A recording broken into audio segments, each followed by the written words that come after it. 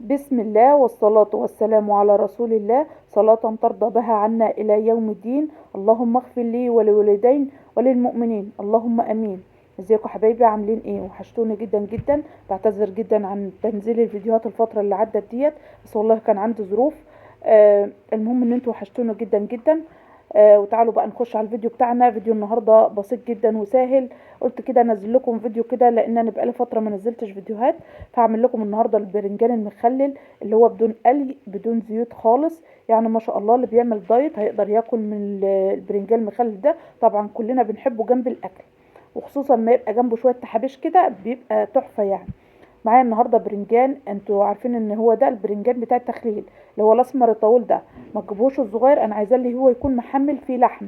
تمام. تجيب البرنجانيه كده تكون شكلها حلو وصابح قدامك، وتمسكها تبقى خفيفه في ايدك وتبقى طريه، تتك عليها تحس ان هي طريه مش ناشفه. دي البرنجانه دي تجيبيها وتبقى زي السكر في قلب في قلب الاكل. في برنجان كده بتحس ان هو ليه طعم في الاكل، تلاقيه مسكر. فهو البرنجانه اما تمسكها وتلاقيها طريه ولونها حلو كده بيلمع قدامك، تعرفي انها برنجانه حلوه وتجيبيها. دي شكل البرنجان. تمام. هجيب البرنجان بتاعي كده وهبدا اشيل القمع الاخضر بتاعه كده بالسكينه، وممكن تشتريه بايدك عادي بكل سهوله. اهم حاجه ان احنا ما بنفتحش البرنجان نهائي، احنا بنشيل القمع الاخضر بس، بنسيب البرنجانه سليمه زي ما هي. تمام. عشان لما نسلقها ما تغمقش من جوه، لو فتحتيها هتغمق معاكي وتسود من جوه. انما لو سبتها كده هتيجي تفتحي قلبها تلاقيها ابيض شمعه. تمام. بدات اشيلها اهوت بايديا بكل سهوله، يعني هحط السكينه ديت وهشيل القمع الاخضر كده بكل سهوله بايديا كده زي ما انتم شايفين. البرنجان ده حوالي كيلو ونص، انت ممكن تقدري تعملي الكميه اللي انت حباها زي ما انتم شايفين. بيطلع بكل سهوله القمع الاخضر ده.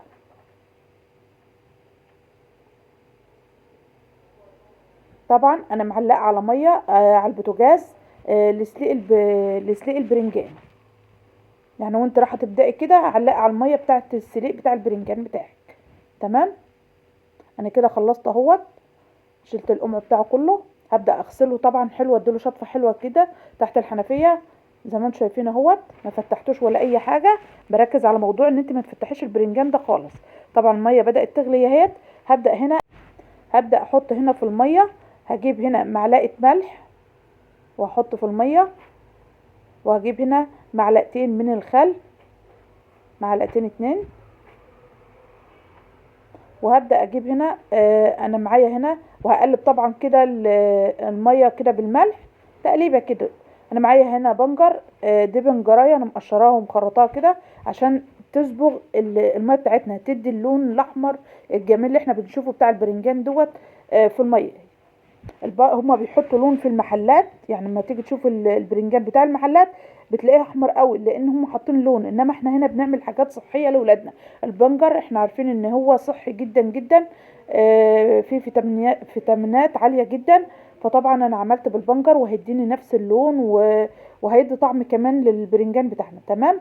طبعا هغطسه حلو جدا كده بالطبق لان البرنجان خفيف فبيطلع على وش الميه.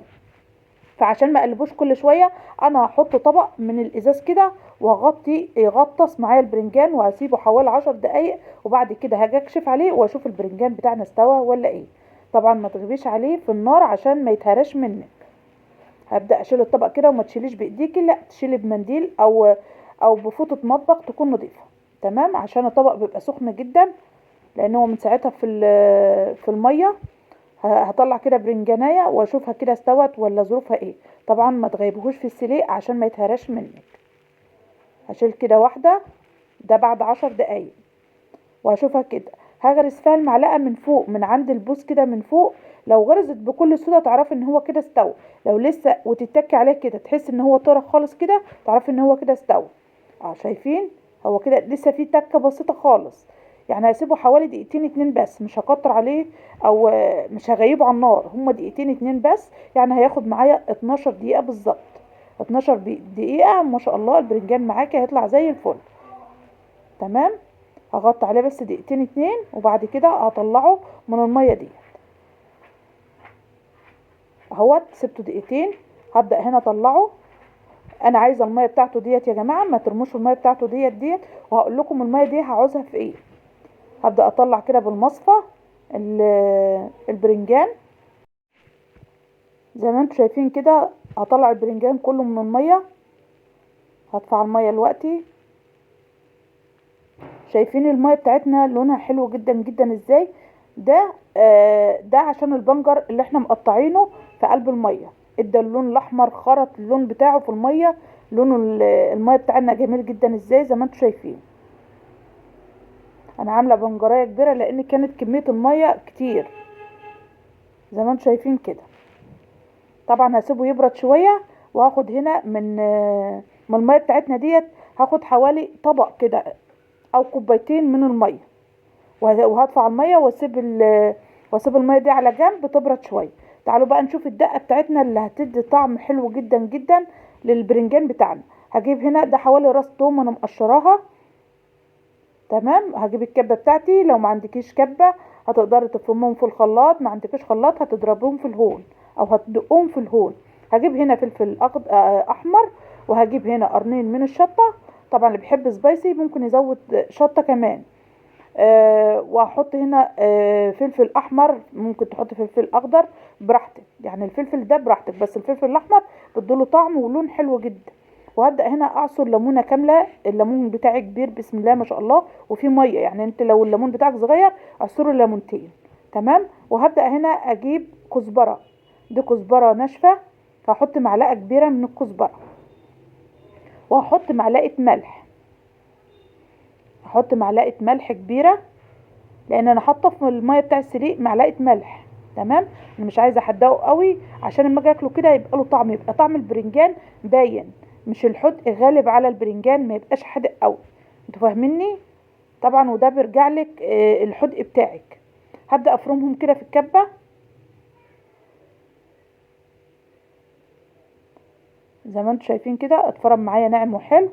هبدا هنا افضيهم في طبق، وهبدا هنا برضو احط عليهم حوالي 3 معالق من الخل، وهحط هنا نص ليمونه، اعصر عليهم نص ليمونه. دي بقيه الليمونه اللي انا كنت عاملاها. طبعا البرنجان بتاعنا لسه سخن، وكان المفروض ان انا استنى شويه بس عشان التصوير وعايزه اخلص عشان كنت لسه بطبخ وكده. تمام. شايفين البرنجان بتاعنا قلبه ابيض من جوه ازاي؟ ده عشان ما فتحتوش قبل ما احطه في السليق. القلب بتاعه ابيض شمعه زي ما انتم شايفين.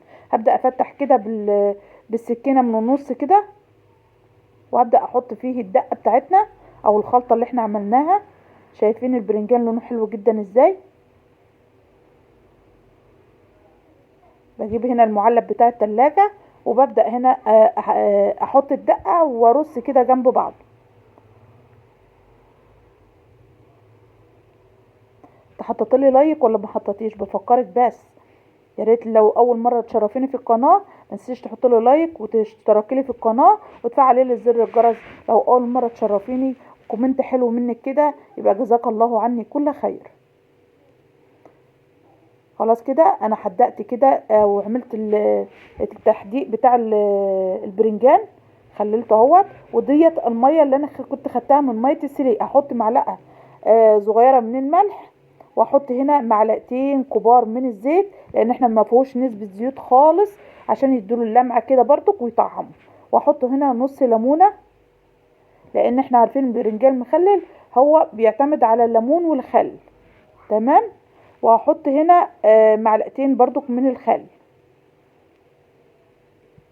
وهقلب كده الخلطه دي. لو عندك شويه، انما هو ما فاتش من الخلطه بتاعه التتبيله ديت حاجه. لو كان فاض كنت حطيت معلقه من التتبيله اللي هي بتاع المخلل ده، حطيته في الميه دي. بس ما فاتش. هو ما شاء الله البرنجان ما شاء الله محشي حلو جدا بالخلطه دي. هبدا افضيهم كده زي ما انتم شايفين، وهزها كده لما الميه تنزل خالص. ما شاء الله الميه مغطياه اهوت، وبسم الله ما شاء الله ممكن تاكلي منه تاني يوم.